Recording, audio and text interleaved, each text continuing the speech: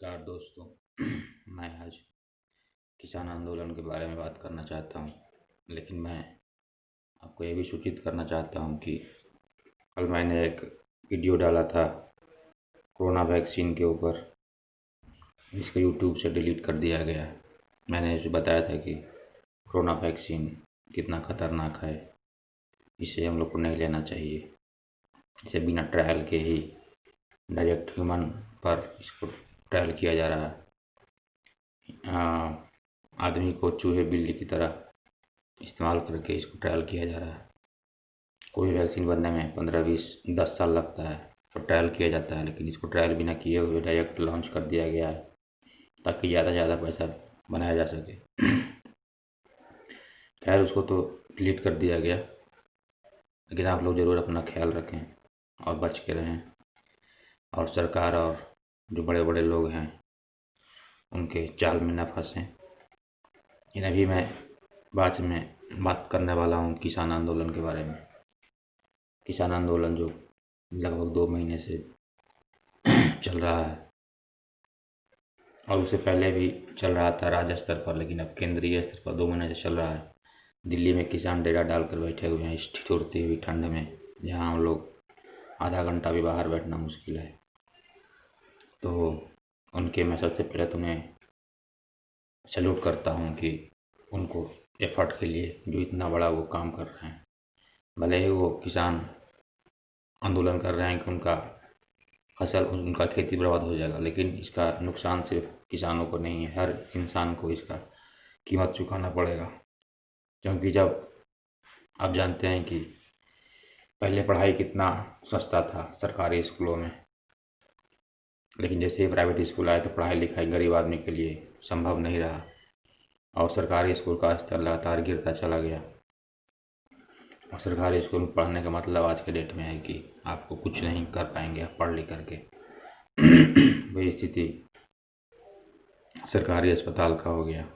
सरकारी अस्पताल में पहले मुफ्त में बढ़िया से बढ़िया इलाज होता था बहुत कम पैसे में, लेकिन सरकार ने उसे प्राइवेटाइज कर दिया, और आज लोगों को सिर्फ इलाज के नाम पर लाखों करोड़ों रुपया लूटा जा रहा है, और इलाज अच्छा नहीं हो रहा है।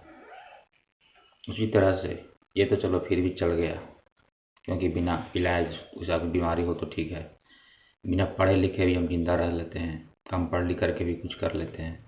लेकिन अगर रोटी को ही व्यापार, उसको प्राइवेटाइज कर दिया गया, खेती को ही, तो आप कल्पना कर सकते हैं कि स्थिति कितना खतरनाक हो जाएगा। आपको एक रोटी के लिए भारी कीमत अगर चुकाना पड़ेगा तो आप कहाँ से जिंदा रह पाएंगे? आपका तो जिंदगी जीना मुश्किल हो जाएगा। जो रोटी आपको अभी 2 रुपये 3 रुपये में मिल जा रहा है, अगर 20 रुपये मिले तो आप कितना रोटी खा पाएंगे और कितना स्वस्थ रह पाएंगे?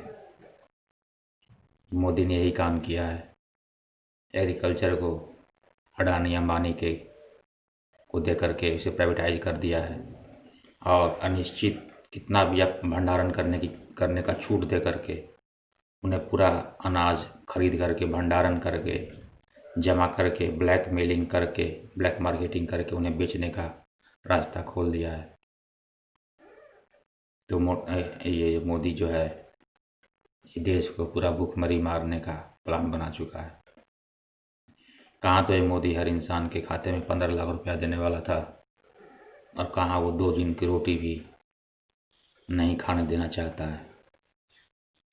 सबसे बड़ा बात है कि पंजाब और हरियाणा के किसान जो बहुत खुशहाल हैं, जो खेती को बड़े ही गर्व से साथ करते हैं और अपने आप को किसान कहने में गर्व महसूस करते हैं, वो जानते हैं कि खेती के मायने क्या होता है और इस बिल से क्या नुकसान है, इसलिए वो सबसे ज़्यादा प्रखर होकर के इसका विरोध कर रहे हैं।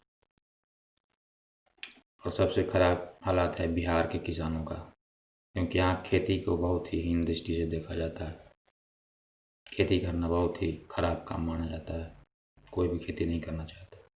इसलिए बिहार में इस कानून के खिलाफ लगभग न के बराबर प्रदर्शन है, और यहाँ तो पहले ही ये कानून लागू भी हो चुका है, जिसका दुर्गति आज यहाँ के किसान झेल रहे हैं।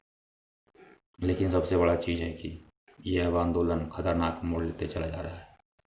सरकार है कि 10 राउंड की वार्ता, 9 राउंड की वार्ता होने के बाद भी कोई भी समझौता नहीं हो पाया और जस के तस स्थिति बना हुआ है।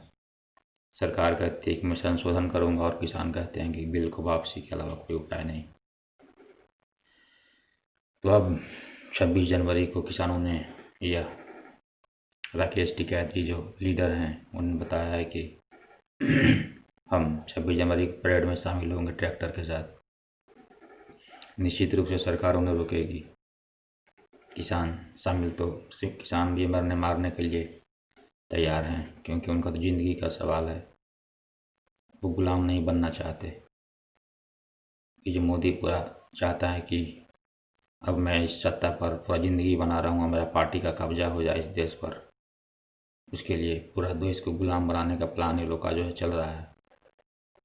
इसीलिए नया नया संसद बनाया जा रहा है और इस देश की जनता को भूखमरी में इतना कमज़ोर बनाया जा रहा है कि वो विरोध नहीं कर सके।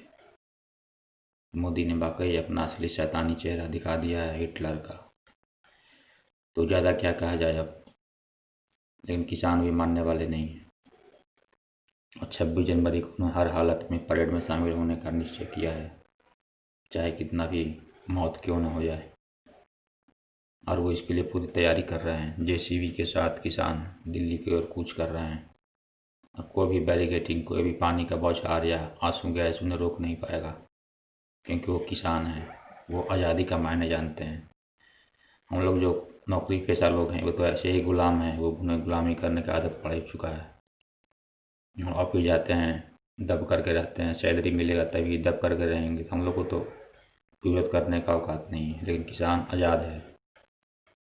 किसान आज़ादी का मतलब जानता है और उसके लड़ना भी जानता है और लड़ेगा।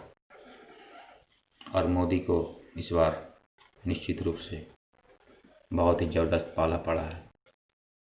उसने नोटबंदी करके, जीएसटी लगा करके ना जाने कितने लोगों को, घरों को तबाह बर्बाद किया, लेकिन कोई खास विरोध नहीं हुआ। बोलता था कि जिस चौराहा पर लाओगे हम अपना शीश कटवाने के लिए तैयार हैं, अगर इससे फ़ायदा नहीं हुआ। नोटबंदी से और जीएसटी से क्या फ़ायदा हुआ बता दे। आज देश की अर्थव्यवस्था गर्त में गिरी हुई है। तो मोदी को इस चौराहा पर आता है कि लोग उसका तो इंतज़ार कर रहे हैं। लेकिन अब बात बहुत ही खतरनाक हो चुकी है और मैं यही कह सकता हूँ कि मोदी मान जाओ, नहीं तो फिर हो सकता है तुम्हारा हिटलर की तरह तुम्हारा भी अंत होगा। तुम्हारा यूज किया जा रहा है। जो लोग तुम्हारा यूज कर रहे हैं वो तुम्हें बचा नहीं पाएंगे। तुम्हारा अंत हिटलर और मुसोलिनी की तरह न कहीं हो दर्दनाक।